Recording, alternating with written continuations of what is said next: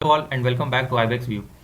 पिछले वीडियोस में मैंने आपको 1905 बंगाल के विभाजन को विस्तृत रूप से पढ़ाया था, पूरे डिटेल में पढ़ाया था। उसके बाद उसके ऊपर एक प्रीवियस ईयर क्वेश्चन भी आया था। फिर उसके बाद मैंने आपको 1907 सूरत स्प्लिट और उसके कॉन्सिक्वेंसेस को बताया कि कैसे अंग्रेजों ने कैरेट एंड स्टिक पॉलिसी को यूज़ करके सूरत स्प्लिट को कर्व किया।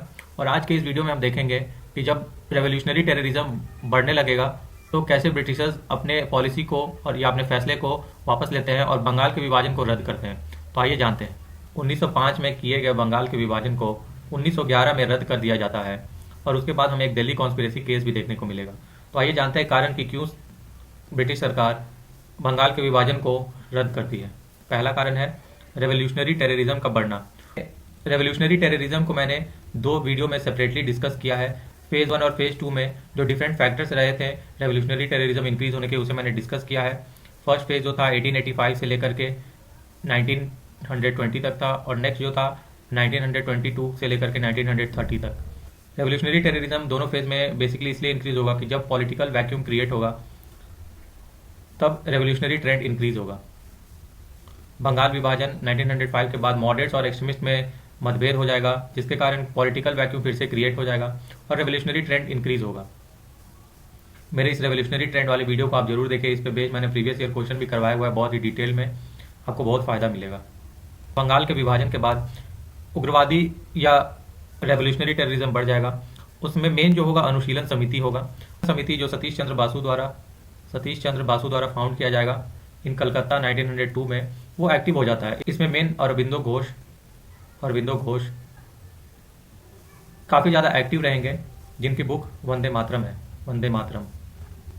ये बॉम्ब मेकिंग में एक्सपर्ट थे और इनके छोटे भाई बारिन चंद्र घोष ने युगांतर की शुरुआत की थी। अनुशीलन समिति का डायरेक्ट इन्वॉल्वमेंट आपको मुजफ्फरपुर बॉम्ब केस में देखने को मिलेगा। मुजफ्फरपुर बॉम्ब केस में प्रफुल्ल चाकी और खुदीराम बोस, इन दोनों को सेलेक्ट किया जाएगा। उस समय के एक जज होंगे किंग्सफोर्ड उन पे बॉम्ब फेंकने के लिए, और ये जो बॉम्ब होगा अनुशीलन समिति ही बनाएगी।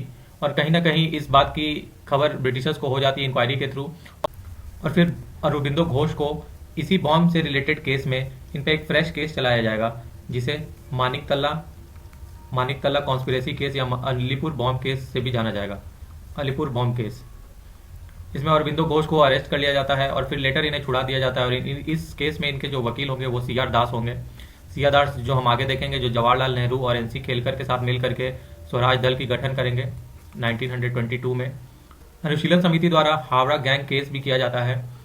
हावड़ा गैंग केस में एक इंस्पेक्टर थे जो कि अनुशीलन समिति के एक्टिविटीज़ को क्लोजली मॉनिटर कर रहे थे। उन्हें अनुशीलन समिति के वर्कर्स के द्वारा होमिसाइड या घर पे मार दिया जाता है। Famous case Howrah gang case के नाम से जाना जाएगा।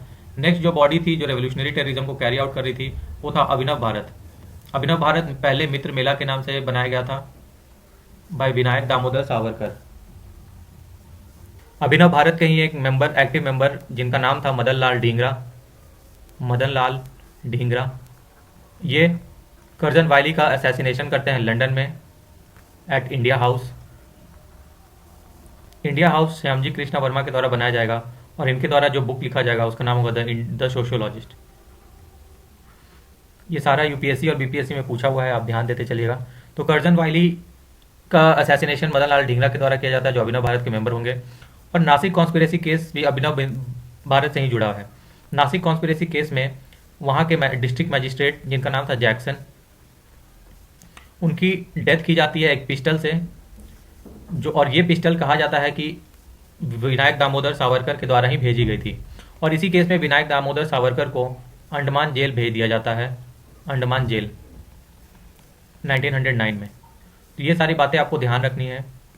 कर्जन हमेशा मुस्लिम्स को डेविएट करके रखना चाहते थे और उन्हें कहते थे कि आप पार्टीशन ऑफ बंगाल इसलिए सपोर्ट कीजिए क्योंकि आप न्यूली फॉर्म्ड एरिया में मेजॉरिटी इंजॉय करेंगे।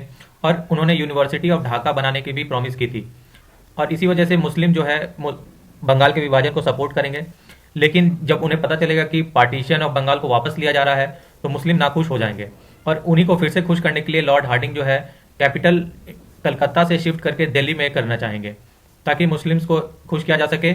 वो इसलिए इन्हें खुश रखना चाहते थे ताकि वो अपने डिवाइड एंड रूल पॉलिसी पे कायम रह सकें और एक कम्युनल डिफरेंस इंडियन पॉलिटिक्स में क्रिएट करके रखें। नेक्स्ट, बंगाल से बिहार और उड़ीसा को अलग कर दिया जाता है और आसाम को एक सेपरेट प्रोविंस बना दिया जाता है।